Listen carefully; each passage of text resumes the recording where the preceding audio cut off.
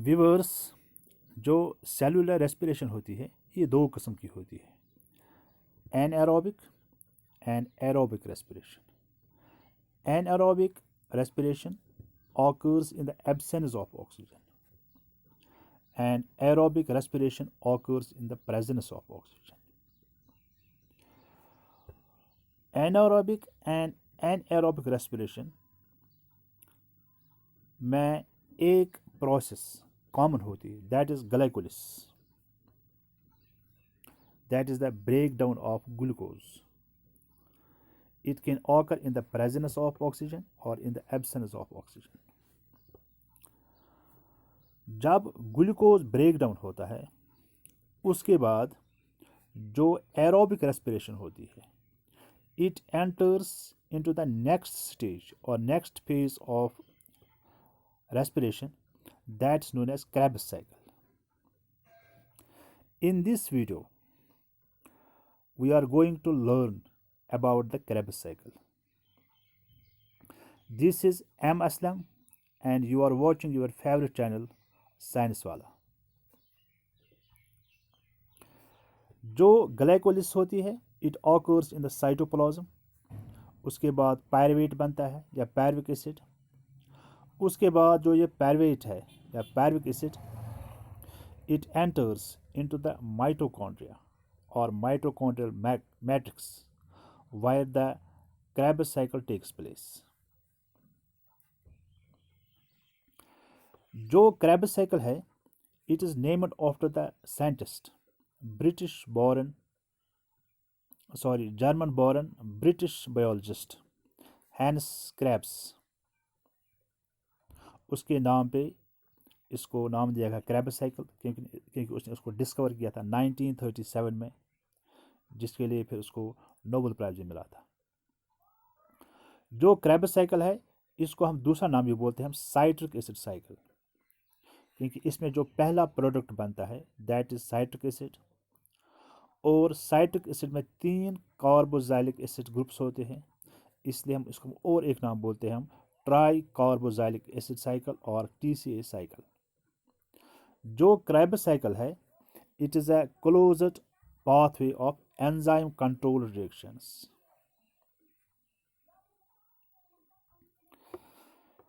Video को आगे बढ़ाने से पहले अभी तक अगर आपने मेरे चैनल को सब्सक्राइब नहीं किया है, please subscribe my channel and share the video so that you never miss my any updated videos.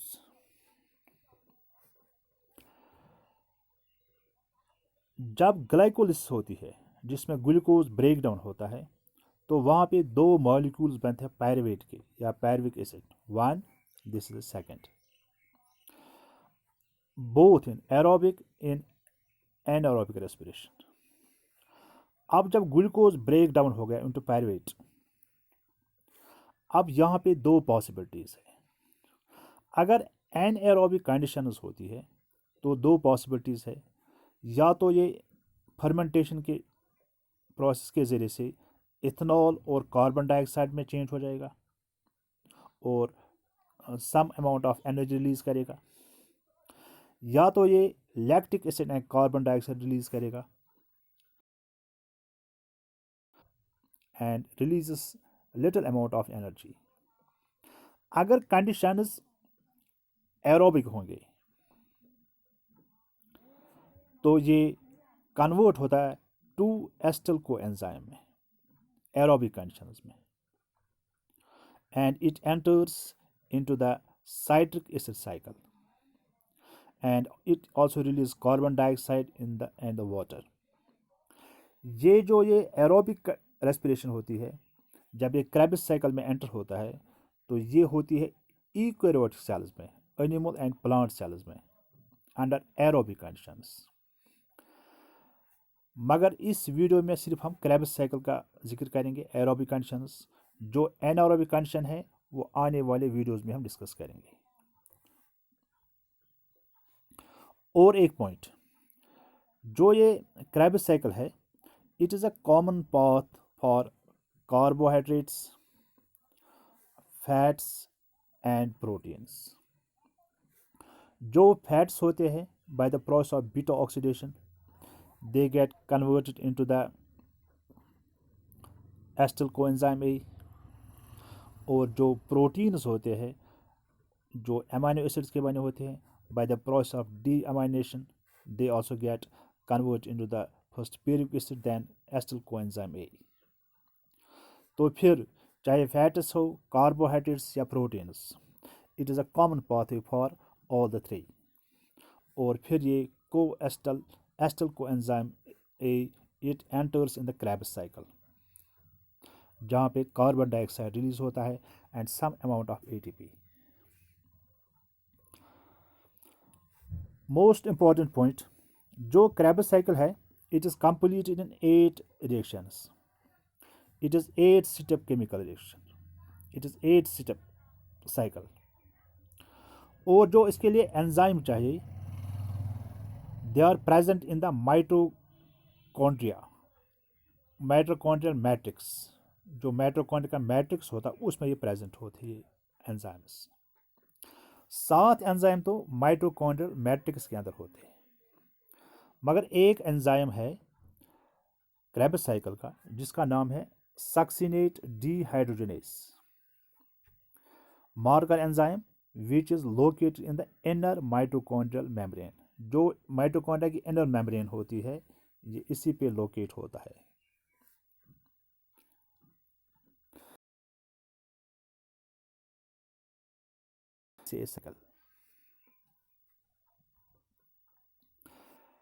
जब क्रेब्स साइकिल होता है तो इसमें बहुत सारी केमिकल रिएक्शंस हो जाती है।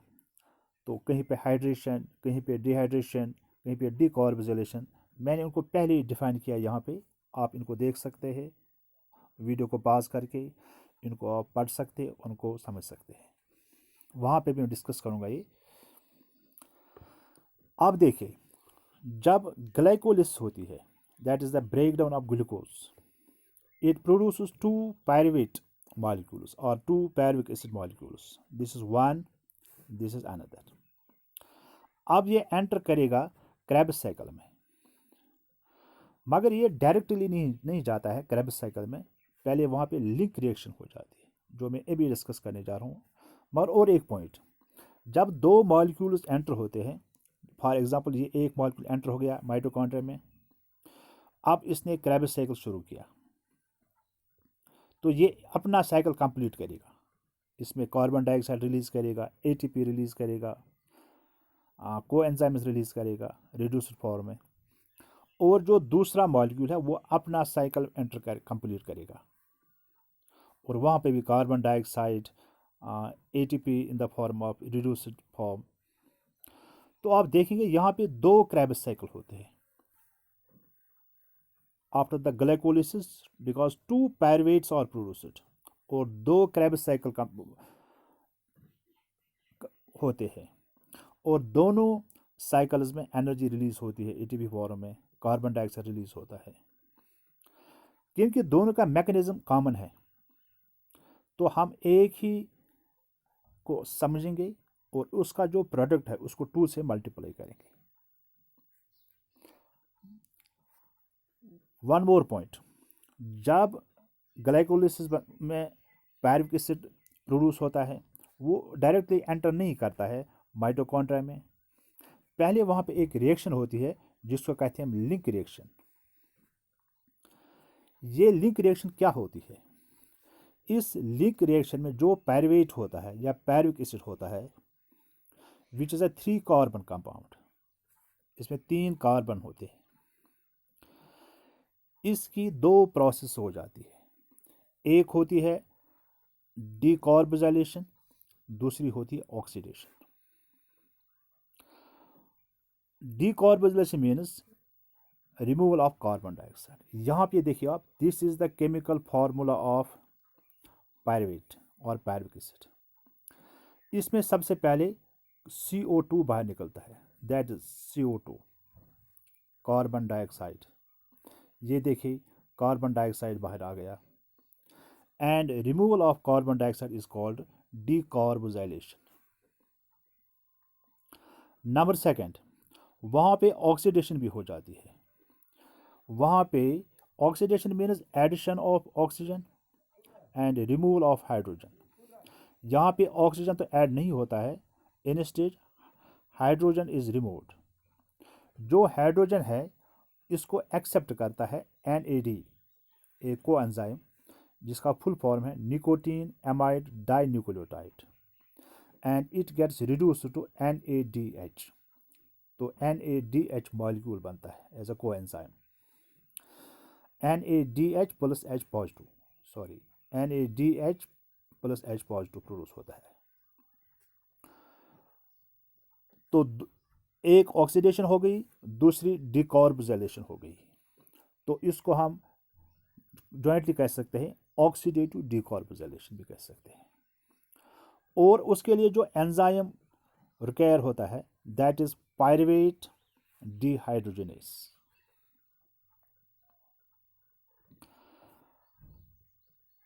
अब जो ये पायरुवेट है, जब इसने कार्बन डाइऑक्साइड लूज किया तो इट गेट्स कन्वर्ट इनटू एस्टल।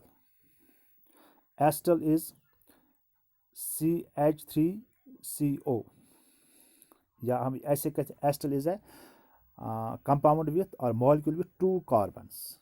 इसमें 2 कार्बन होते हैं, मगर इसके साथ और एक कोएंजाइम जुड़ता है जिसका नाम है कोएंजाइम A। जो कोएंजाइम A है it is made up of vitamin B5। ये विटामिन B5 का प्रोडक्ट होता है और ये इसके साथ जुड़ जाता है and it forms acetyl coenzyme A।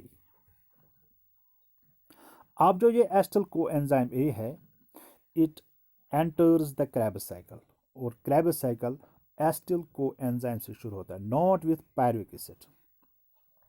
मगर मैंने शुरू में बोला क्रेब्स साइकिल के दौरान 2 पायरुवेट मॉलिक्यूल्स बनते हैं, इसलिए 2 एस्टल कोएंजाइम्स एंटर करेंगे और दोनों कंप्लीट करेंगे अपना साइकिल। पहले एक अपना साइकिल कंप्लीट करेगा, फिर दूसरा साइकिल क्रेब्स साइकिल कंप्लीट करेगा। इसलिए जो हमारा प्रोडक्ट होगा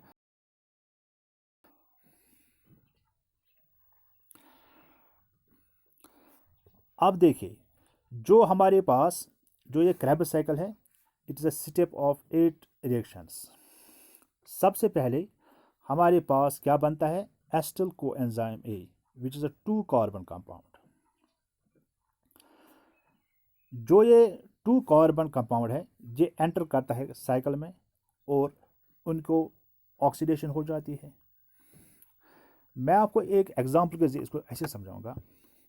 अगर किसी आदमी को बिजनेस शुरू करना है और उसको 6 लाख रुपए की ज़रूरत है, मगर उसके पास 2 लाख रुपए है,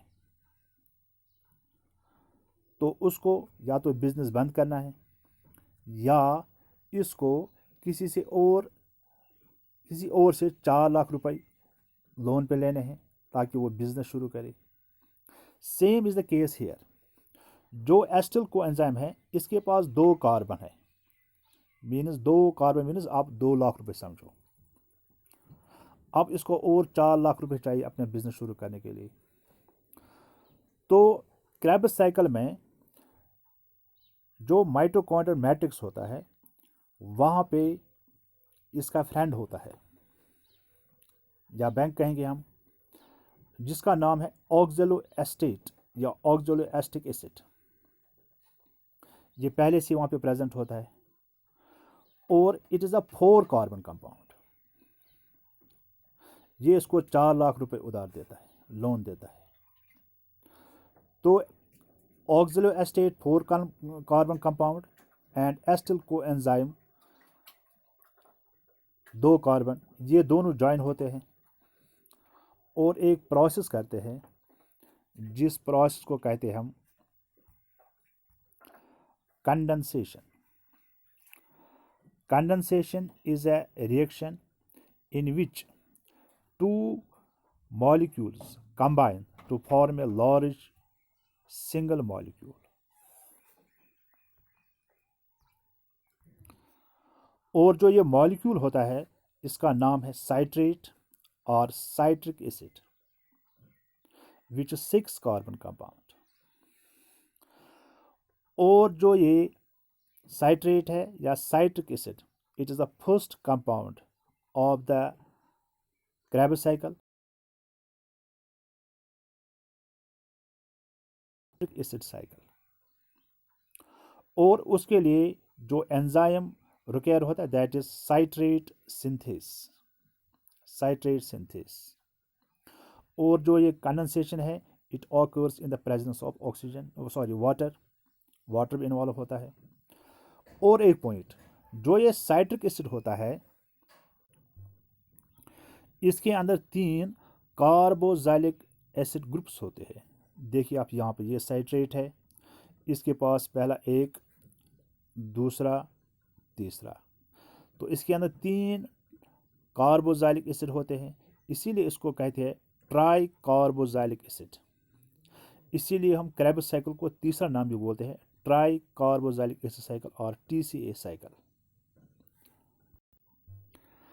अगले सिस्टम में जो ये साइट्रेट होता है या citric acid, it gets converted into cis aconate by the removal of one water molecule which we call as dehydration। अगले सिस्टम में जो ये cis aconate है it gets converted into isocitrate by the addition of water molecule, this is known as rehydration। यहाँ तक कोई carbon dioxide अभी oxidise नहीं हुआ एंड प्रोडक्ट होता है 6 कार्बन।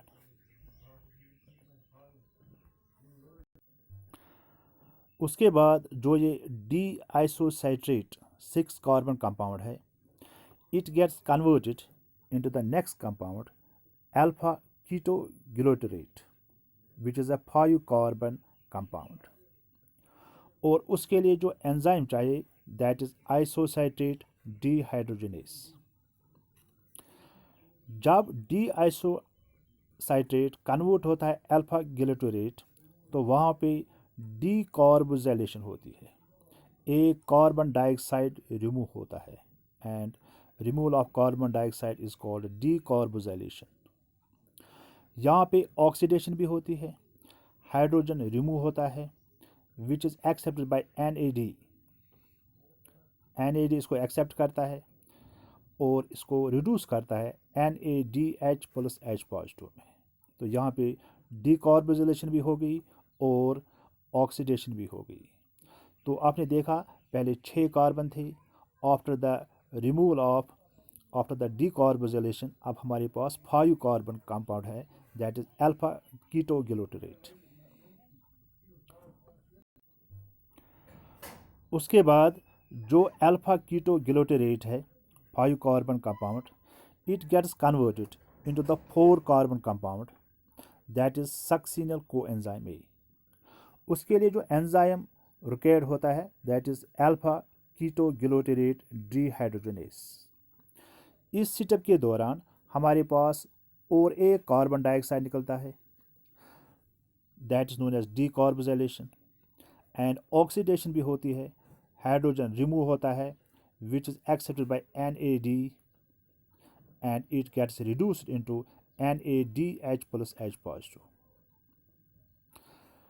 मगर यहाँ पे जो सक्सिनल है 4 कार्बन कंपाउंड इसके साथ जुड़ जाता है कोएंजाइम ए, कोएंजाइम ए इसके साथ जुड़ जाता है and it forms succinyl coenzyme A.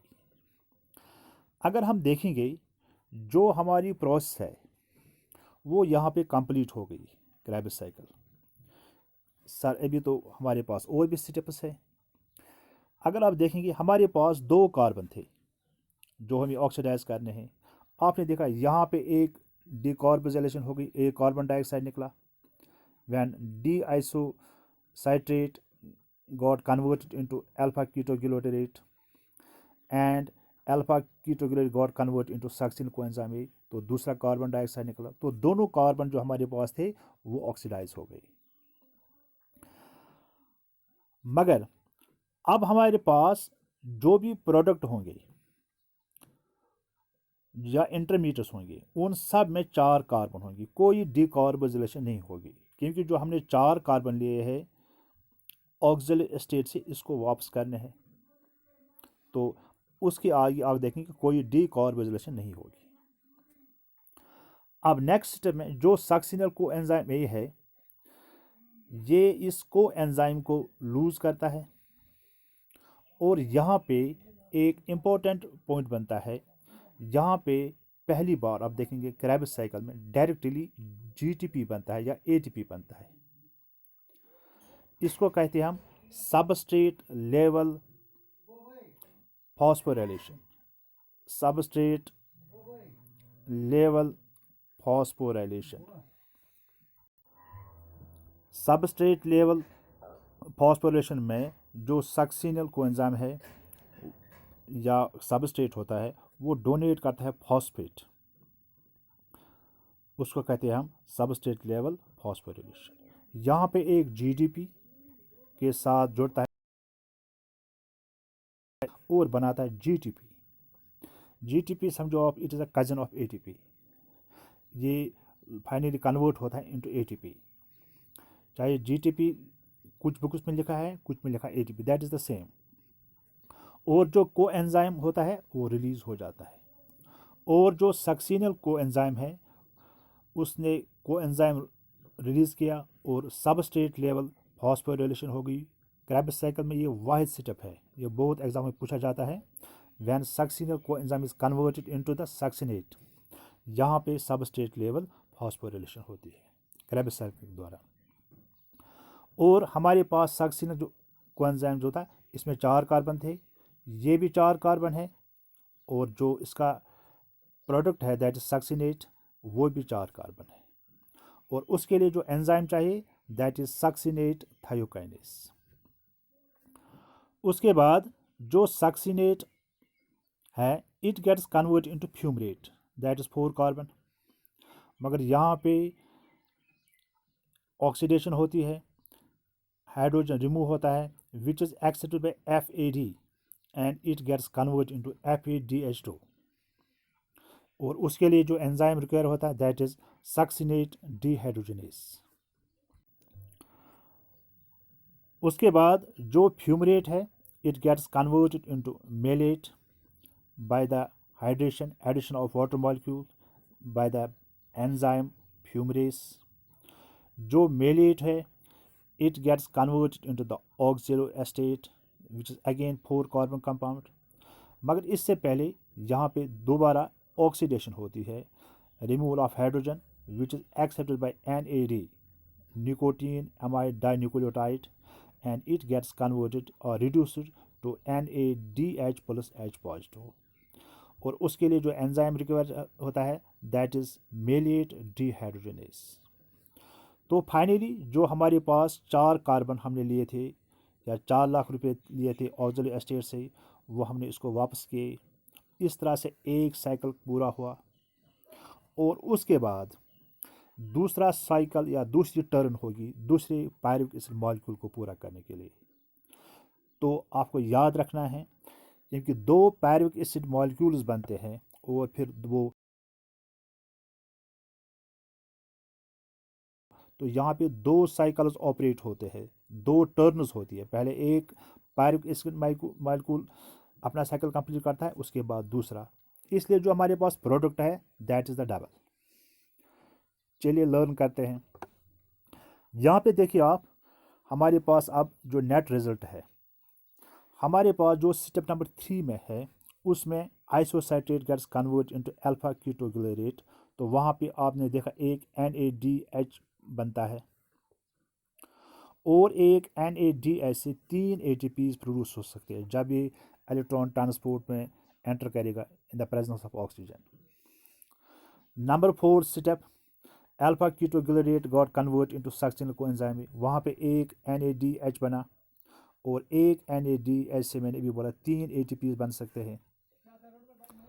Step number 5 में सक्सिनल कोएंजाइम जब कन्वर्ट हुआ सक्सिनेट में, तो एक GTP जो डायरेक्टली बना था, एक GTP या ATP जो कन्वर्ट हो सकता है, तो एक ATP बनता है वहाँ पे।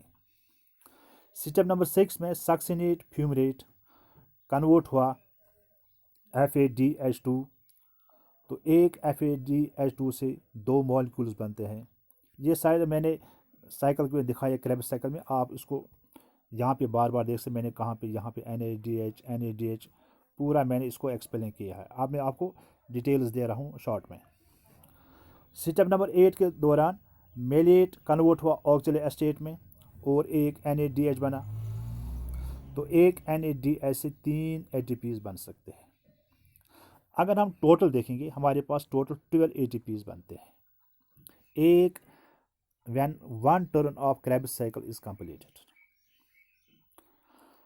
अगर हम लिंक रिएक्शन को शामिल करेंगे, if include the link reaction, तो लिंक रिएक्शन में हमने देखा वहाँ पे एक NADH बना था और एक NADH 3 ATPs प्रोड्यूस करता है। अगर हम लिंक रिएक्शन और क्रेब्स साइकिल को ऐड करेंगे तो टोटल बनती है 50। अब ये डिपेंड करता है क्वेश्चन कैसे आएगा। अगर हम सिर्फ क्रेब्स साइकिल की बात करेंगे तो सिर्फ 12 ATPs बनते हैं। अगर लिंक रिएक्शन को शामिल करेंगे तो 3 और ऐड करेंगे तो टोटल बनता है 50। दूसरी बात, during the Krebs cycle 2 turns are completed, क्योंकि 2 मॉलिक्यूल्स पैरिक एसिड के होते हैं, इसलिए 2 टर्न्स होती है क्रेब्स साइकिल में। तो अगर हम टोटल ऐड करेंगे that is 15 × 2 that is 30 ATP। अगर 2 टर्न सिर्फ क्रेब्स साइकिल के लेंगे तो बनता है 12 24 ATPs। अगर लिंक रिएक्शन को भी शामिल करेंगे तो 15 + 15 = 30 ATPs बनते हैं। ये डिपेंड करता है क्वेश्चन कैसे आएगा। और एक चीज़, जो क्रेब्स साइकिल है उसमें हमारे पास 3 कार्बन डाइऑक्साइड बनते हैं। एक बनता है during the link reaction, during the acetyl coenzyme formation. दूसरा बनता है during the formation of alpha ketoglutaric acid in the Krebs cycle, हो गए 2। During the succinic acid formation in the Krebs cycle, तो 3 बनते हैं। अगर क्रेब्स साइकिल के अंदर देखेंगे तो 2 ही बनते हैं, अगर लिंक रिएक्शन को शामिल करें तो 3 बनते हैं। अब ये डिपेंड करता है क्वेश्चन कैसे पूछेंगे।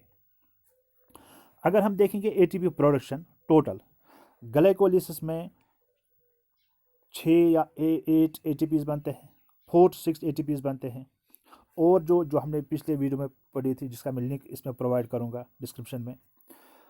और जो क्रेब्स साइकिल होती है ऑक्सीडेटिव डिकार्बोजिलेशन, इसमें आपने देखा 30 ATPs बनते हैं और टोटल बनते हैं 36 to 38 ATPs during the aerobic respiration.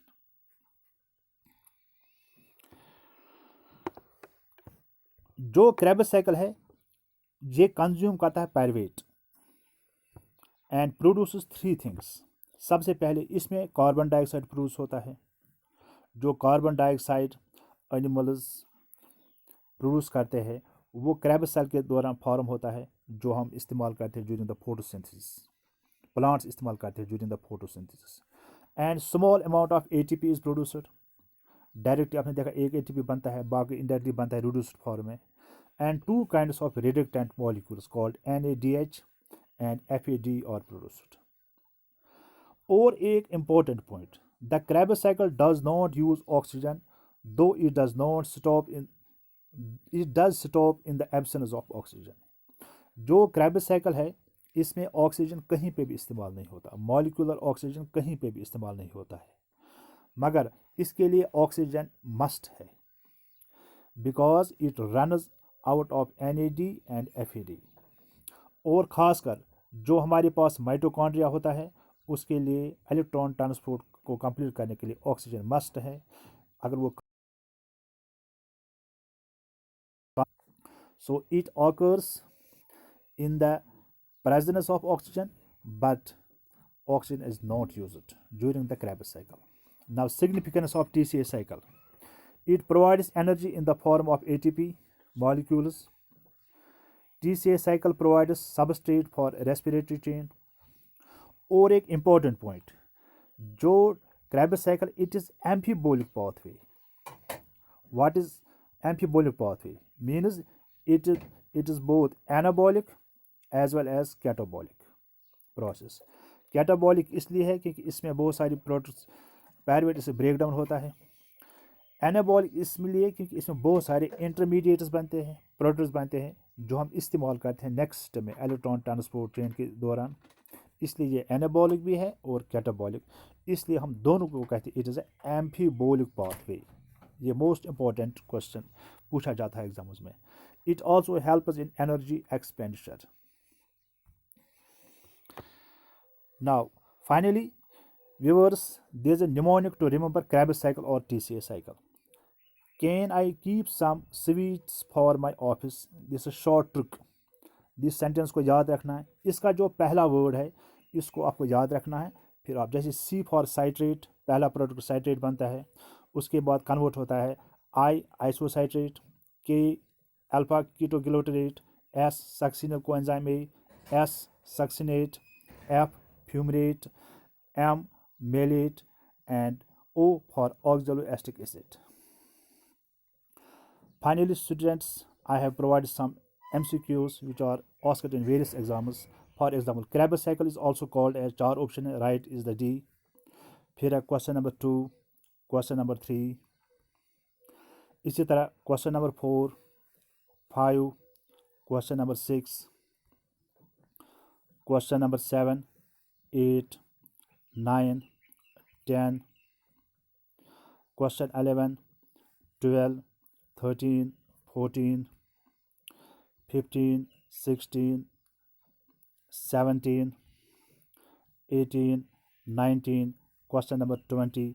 Krebs cycle or citric acid cycle pathway is catabolic.